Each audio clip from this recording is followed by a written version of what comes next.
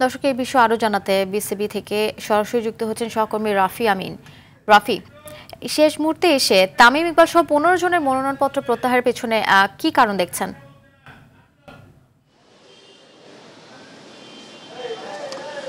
ধন্যবাদ আফসানা। আসলে কারণটা আসলে আজকের থেকে বড় কথা ঘটনা কিন্তু সূত্রপাত কালকে থেকেই বলা যেতে পারে, কারণ গতকাল রাত থেকে একটা গুঞ্জন ছিল তামিম ইকবাল সহ বেশ কয়েকটি ক্লাব কিন্তু তারা নির্বাচন থেকে শেষ মুহূর্তে প্রত্যাহার করে নেবে।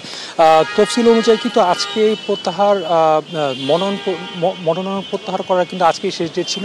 আজকে 12টার মধ্যেই আসলে প্রত্যাহার করতে হতো। সেক্ষেত্রে বলতে হয় যে যেই তৃতীয় বিভাগের বাছাই থেকে আসা 15টি বিতর্কিত ক্লাব নিয়ে যে আসলে একটা নাটকীয়তা চলছিল, কখনো আসলে তাদেরকে স্থগিত করা, কখনো আবার তাদেরকে আসার অনুমতি দেওয়া, এই সব কিছু মিলে যে সেটা একটা নাটকের মধ্যে আসলে যাচ্ছিল বিসিবি নির্বাচনের এই সময়টা, ঠিক তখনই কিন্তু আসলে তামিম ইকবাল সহ বাকি যেই ক্লাব ক্যাটাগরি কিংবা অন্য 1 এবং 3 ক্যাটাগরিতে যারা আছে সেখান থেকে মোট 15 জন প্রার্থী তারা কিন্তু প্রত্যাহার করেছেন। একটাই কারণ, তারা আসলে দোষী আছেন সকাল থেকে, এবং তারা বারবার একটা কথাই বলেছেন যে বিসিবি নির্বাচন এখন একটা নোংরামির পর্যায়ে আসলে চলে গেছে। বারবার এরকমভাবে পরিবর্তন হওয়া, 15টি ক্লাবের অন্তর্ভুক্তি আবার বাতিল হওয়া, এরকম বারবার একটা নাটকীয়তার মধ্যে যখন আসলে বিসিবি যাচ্ছিল বা এই নির্বাচনের অবস্থাটা যাচ্ছিল, তখন কিন্তু তারা বলছেন যে এটা সরকারি হস্তক্ষেপের কারণেই কিন্তু এটা হচ্ছে।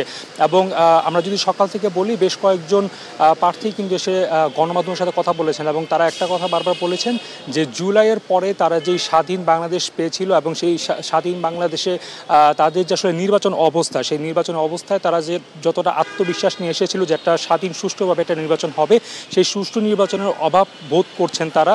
এবং তাদের কাছে আসলে মনে হচ্ছে বারবার একটা জিনিসই, যে যেখানে আসলে হস্তক্ষেপ হচ্ছে সরকার দ্বারা নির্বাচনটা, সেখানে তারা সেফ ফিল করছে না এই নির্বাচন করার জন্য। এবং একটা প্রশ্ন কিন্তু আসলে অনেকেও ক্লিয়ার করে গেছেন যে তারা অনেকে হয়তো বা দলগতভাবে এই সিদ্ধান্তটা না।